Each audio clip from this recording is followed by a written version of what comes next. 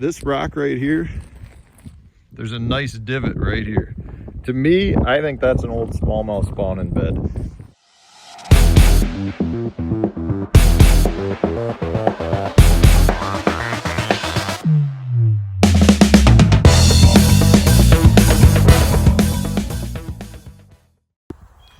All right, guys, we are taking advantage of the winter drawdown on a local lake.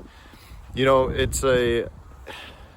normally we don't get to do this. Every year they have a drawdown, but normally there's snow and ice and all kinds of just, you know, winter still remaining on the lake when the lake starts to fill up. And in this case, we've got no snow, the ice is gone, and it's just a great opportunity to get out here. Sarah and the kids are on the other side of the point behind me.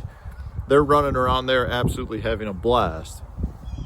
But what I want to point out is this is such a good opportunity for you to get out and learn a local body of water, to learn the spots that you've been fishing for years, and just try to figure out new spots. You know, I'm going to go around, I'll show you some of the different things that I've seen, just things to look for. But it's really an opportunity that when you guys have a local drawdown, whether it's to work on a dam, or, you know, it's been a drought year and the water's really, really low, it's a really good opportunity to get out, try to learn your local body of water, and to see the things that you don't always get to see. I mean, I'm standing here right next to a tree, and one thing with the tree is, you know, you can see how dug out like the sand is around even like these little side branches and the main stalk.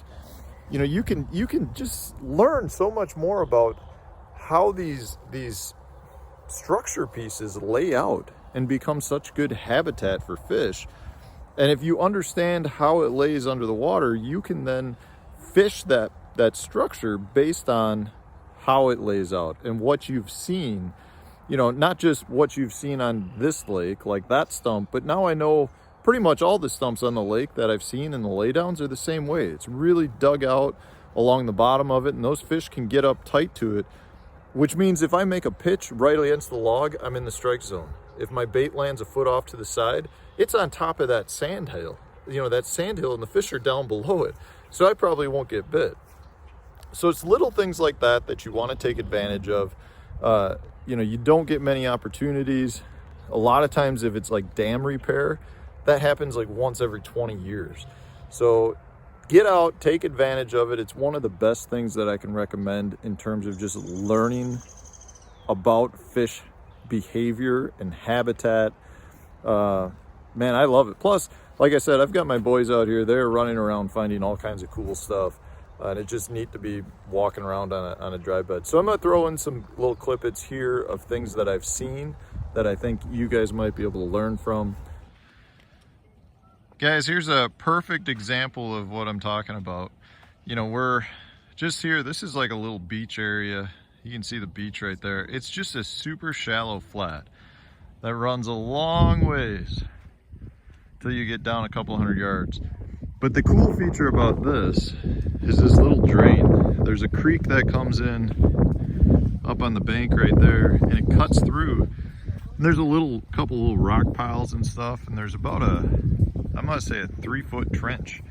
And these are the little areas on these shallow flats that you'd never see. During the summer when the water's full, you have no idea that is dug out like that. And in this case, I have caught lots of fish right here. Smallmouth will get on like that little rock pile and just be in this trench on this super shallow flat. So these are the little types of spots that you can find by taking a walk on the beach per se. Guys, here's another great feature that I'm looking for. So most of what we have on this lake is a kind of a silted, really soft, fine sand. It's really good for oil fracking. Actually, they ship a lot of it out west, and it's really just soft. It's almost like a muddy type feature. But when we slide over here, we've got a nice high spot. It's a good gravel bar, and this is during full pool. This is probably only 2 feet deep, 2.5 feet deep. And one thing I want to point out here, you can see the bank here. There's a nice little trench down the middle here that's probably about 2 feet deeper. Then you've got some nice isolated rocks.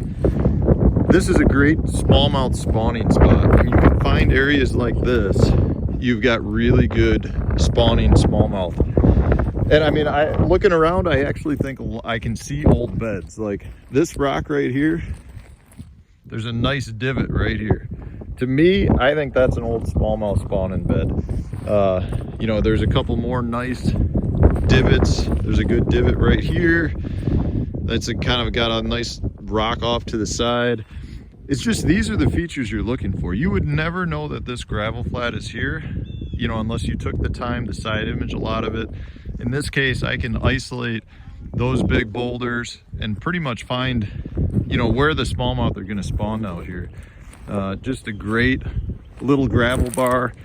Really one that I've never seen people fish, but I've caught a lot of fish off of it.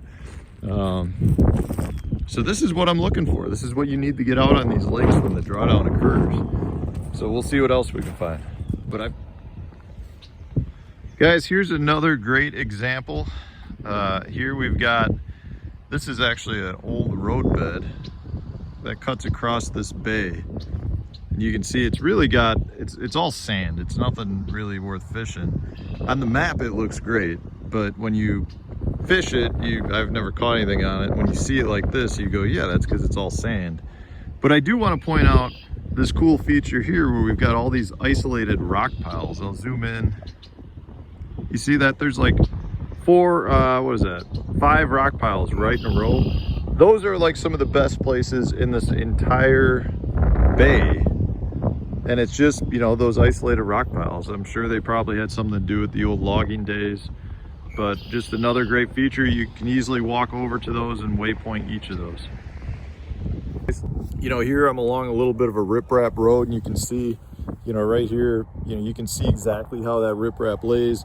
There's a little bit of a trench right along that riprap, which is really cool.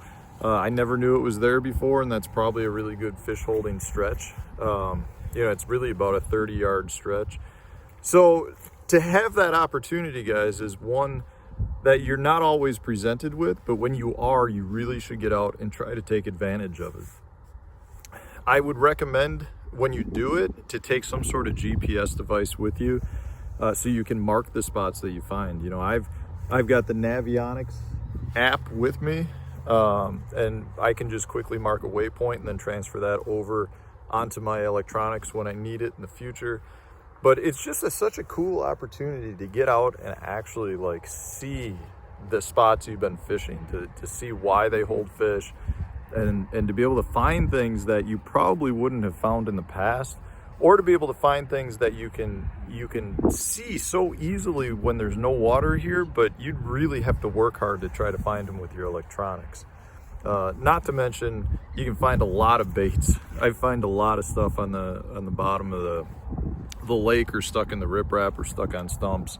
It's just kind of cool to get out, you know, get your kids out and let them run around, and just experience what a dry lake is like. I mean, it's really a different environment. That's all I can really say. I mean, it's such a cool thing. But you can really improve your fishing game by doing it. You can find so many good spots. You look for rocks, stumps, just so many, like you can see how ditches lay out. There's just so many valuable things that you can find by doing it. So I recommend it, guys. Take advantage of it. Just a short video. I'm gonna get back to tracking down where the boys went to, and hopefully find a few new spots that I've never known were out here. Thanks for watching.